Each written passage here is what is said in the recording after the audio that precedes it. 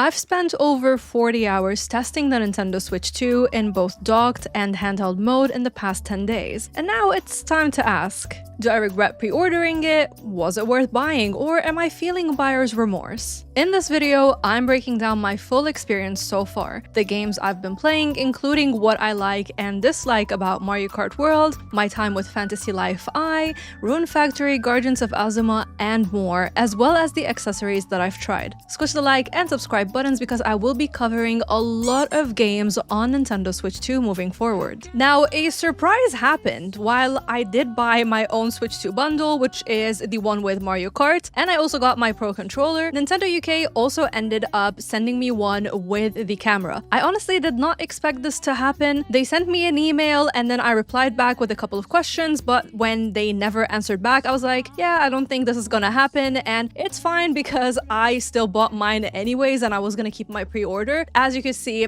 it did happen. They did send it in. So of course, thank you for Nintendo UK for the gesture and sending this one with the camera in. The one that I pre-ordered will be used by Mr. Bubbles moving forward, and then I will use the one that Nintendo UK sent me. As always, all of my opinions here are my own, so regardless of them sending it in or not, I will still let you know all of the good and all of the bad as well.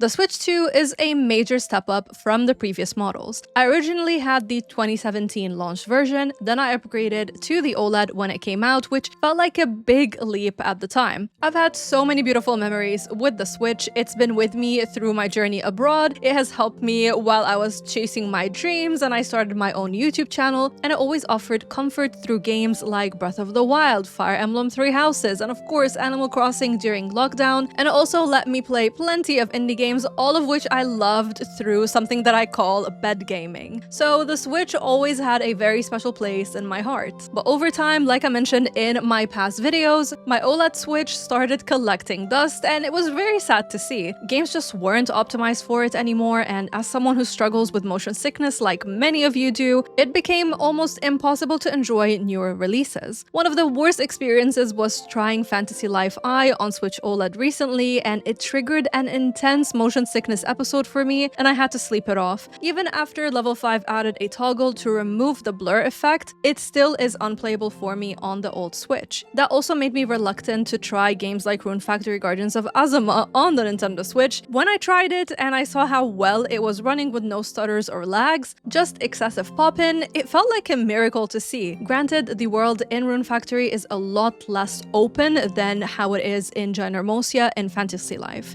Then comes my experience with both games on Nintendo Switch 2, and what blew my mind was how Fantasy Life I runs. The game looks completely different. It's like a $2.50 upgrade that gave it a visual overhaul. So now I have 65 hours in the game, 25 of which are on the Nintendo Switch 2. The rest was on PC because that was the only way that I could play it, which was PC and Steam Deck. And it's funny that I don't even reach out to my Steam Deck anymore to play Fantasy Life I. So compared to the Switch OLED, it just feels better, it's smooth, it's sharp, and it's easy on the eyes, both in handheld and docked mode. And while yes, the Switch 2's handheld isn't OLED like the older Switch OLED model, I honestly don't mind. The new panel still looks gorgeous regardless, and I'd rather be playing in comfort and enjoy my time with the game, rather than be stuck with beautiful colors but a pounding headache, you know? I even tested No Man's Sky, which has a new Switch 2 upgrade, and it looks incredible. Though most of my time has been mostly me being glued to Fantasy Life and Mario Kart at the moment. So I'm gonna report back on the performance there, and of course, as I play more games on the Switch 2, I will let you know how I feel about them. Now, the bundle that I bought comes with the Switch 2 as well as Mario Kart, and I intentionally bought that because, I don't know about you, I don't think the new game deserves £75, so I was like, okay, quote unquote, I'm gonna get it for a discounted price where it's a little bit cheaper, and I'm so glad that I did this. The game is incredible, it's really fun, the tracks brought back that childhood magic that I felt when I used to play Mario Kart on my DS, and the new knockout mode is pure chaos in the best way. I played a few solo races and I had a great time. I love hunting down the new meals that they've introduced in this game to see like what kind of outfits or effects I can get. But what excited me the most is playing it online. Who is she? Because you know me, I don't really like playing games online that much apart from Fortnite. So Nintendo UK did email me about the Mario Kart bundle with the Switch 2 camera. I haven't tested out the camera yet since I mostly play in solo mode, and then when I'm playing online, I'm just playing with complete strangers. So if or when I get the chance to try out the camera, I'll make sure to let you know about it. But I still think that blocking the C button or the chat button behind a paywall is not the way to go, and I just don't like that. Now, about Mario Kart Online, getting into a lobby was super easy. The initial setup took about 4 minutes, and then you can wander around while other players join. After a couple of races, the lobbies were filling up fast. I was regularly racing with 22 to 23 players, and it was absolute chaos. I'd go from 23rd place to 1st, then back to 23rd in seconds. Everyone is sweating online and I love it. Knockout mode is my favorite at the moment. My heart is just pounding every time I see that the number of eliminated players is getting smaller and smaller. I haven't won a single match yet. Is it a skill issue? Definitely. Is that gonna stop me from playing the game? Nope. It is really fun and I'm so happy that I got to check it out. I also tried battle mode in both solo and online. It was fun, but I liked it a lot better when I was a kid. Racing mode is enjoyable as well. But there is one disappointment here, which is what Nintendo was mostly talking about as a new feature, which is free roam. The world just feels empty. Sure, you can drive around, you can take pictures and complete some mini challenges, but Nintendo really could have done more with it. I hope they plan to expand that mode down the line, because right now I just rarely go into free roam and I feel like it's boring for what it is. If you're playing Mario Kart World, let me know if you feel the same about this, but overall my experience with Mario Kart World has been amazing. Is it worth the full price of £75 for physical, or I think 60 or something for digital? No, I don't think so, but it's definitely worth it if you get it with the bundle. Now, Konami and Swipe Right also sent me survival kits to try. I remember seeing it in a Nintendo Direct and I was like, cool, looks fun, but I'm not sure what it's about. I played it and I have been enjoying it. Basically, you have different maps to go to and you're trying to build your raft to escape. So you have different challenges to take on where you're gonna gather wood and stone and you're gonna make food to get your stamina meter up, and there's an element of puzzle solving here, but so far it's just been easy enough for me to navigate. You can play it in solo mode or with your friends, but you probably guessed it, I've been playing it myself alone and I'm still having a blast. So I'm really surprised why no one is talking about this. It feels like it has went under everyone's radar, but I'm here to let you know about it. There is voice acting as the narrator is telling you what your main objective is, and I like how easy everything is. You know, you don't have to worry about your inventory or different menus or anything like that. It's fast-paced and enjoyable, so definitely check it out if you're interested. By the way, also a lot of you asked me about Disney Dreamlight Valley and how it runs on the Nintendo Switch 2, so I made sure to check it out, and right now it's raining in my in-game world, and as you can probably tell, the performance is super choppy. For me, it's basically unplayable in this state, so I'm sticking with my PC for DDV for now. That said, I know Gameloft is working on a Switch 2 upgrade, so fingers crossed that they don't overcharge for it and they can take advantage of the new hardware. I will let you know if it runs better when that upgrade is available.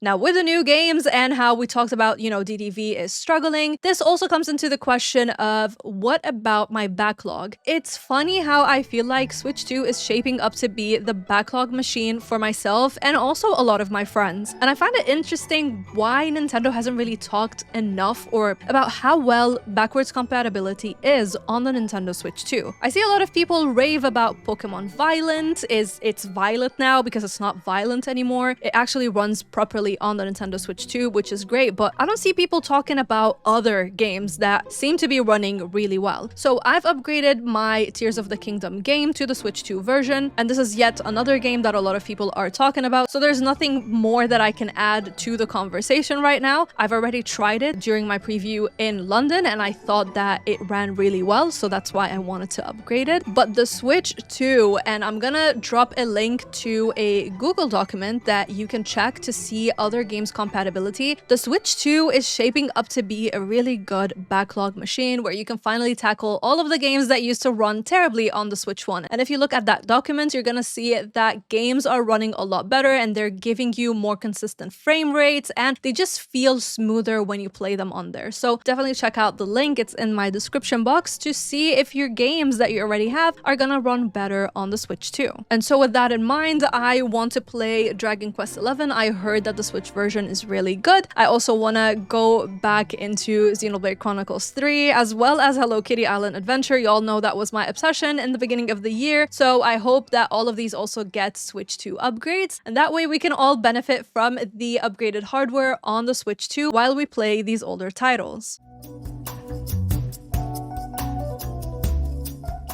Another thing that is a massive improvement that I don't see many talk about is how the eShop performs on the Switch 2. And this is really crucial if you prefer buying games digitally. It's a night and day difference from the original Switch and the Switch OLED. If you use the older models, you know how painfully slow the eShop is. It lags while scrolling, it takes forever to refresh, and sometimes you can't even load any game that you're trying to click on and just look at. But on Switch 2, browsing feels instant. They've even added a new tab, kind of like Steam's curated picks, and this tab recommends games based on your previous digital purchases. I do wish it also considered physical titles that you've played, but right now it doesn't. Till every week you're gonna get a few hand-picked recommendations that you can wishlist, you can buy, or you can ignore, and it makes the experience feel a little bit more personalized. Now, if we can only get themes, I will be really happy. Hello, you gorgeous human being, it's Miss Bubbles. If you're enjoying this video so far, do me a favor and squish the like and subscribe buttons. As I mentioned, I will be covering a lot of games on the Nintendo Switch 2, and every little bit of help helps the YouTube algorithm push the video to more people. So while we were on the topic of the eShop, what do we think about these new game keycard situation thing that's happening right now? Personally, as I mentioned before, I'm not gonna be supporting them. Same with those old, code in a box releases. They simply feel like a waste of space for me, and they don't actually mean that you own the game. That completely defeats the purpose of buying physical for me, so both of these are gonna be a skip, and I'll just go with a digital purchase instead. I mentioned in my last Switch 2 video that because I've moved abroad a lot, my library ended up being a mix of physical and digital games. I buy a lot digitally for convenience, but for the franchises and studios that I really love, I do go out of my way to get the physical copy because I want to own them. I don't want to risk losing access one day if the servers go down, just like what happened with the 3DS. So yeah, game key cards and code inbox releases just don't make sense for me. But let me know, what is your approach with your current Switch library, and are you gonna change it? How do you feel about these different releases? Let's talk about it in the comment section.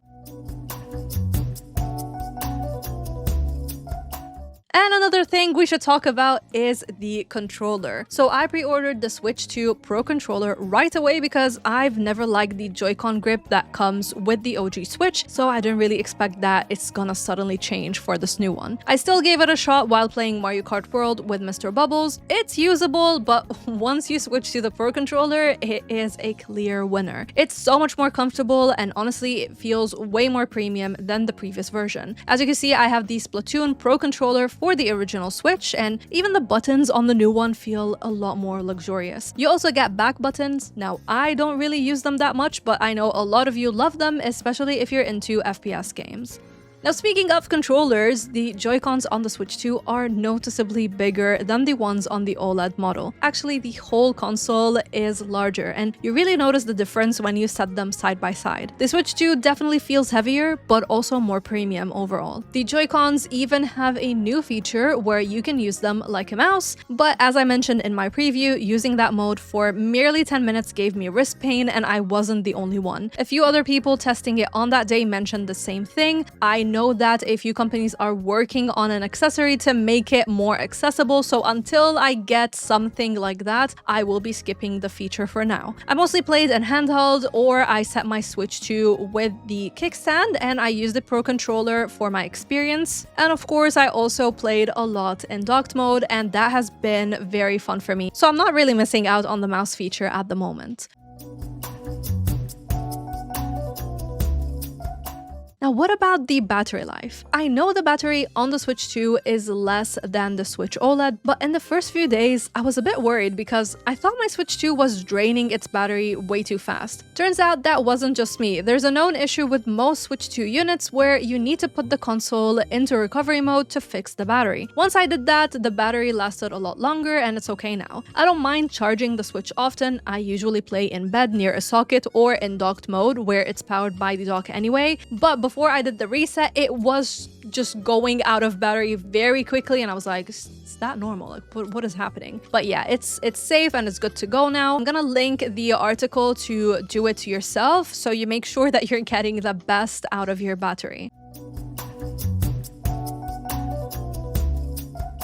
As for accessories that I'm using, I've reached out to Skull & Co because I already love their Neo Grip for the Switch OLED, and they've got a new one for the Switch 2 called the Savage Raven. It has 3 interchangeable grips, which is exactly why I keep going back to them over other brands. I always use the thickest grip option. It just makes handheld gaming just feel a lot more comfortable for me. Now, sadly, the lock on the back of the grip, which is the part that secures the Switch in place, broke within a day, which was disappointing to see. Hopefully, they revise that in future, stocks and batches. For now, it's still usable since I'm not flipping like my Switch upside down or doing anything that's gonna make it fall out. They also sent me 2 cases, one for the Switch alone and another that fits the Switch with the grip on it. Both are water resistant and they come with a hard shell exterior, which is perfect for keeping the console protected, and both have some room for your cartridges, and they also have this really soft velvet surface on the inside.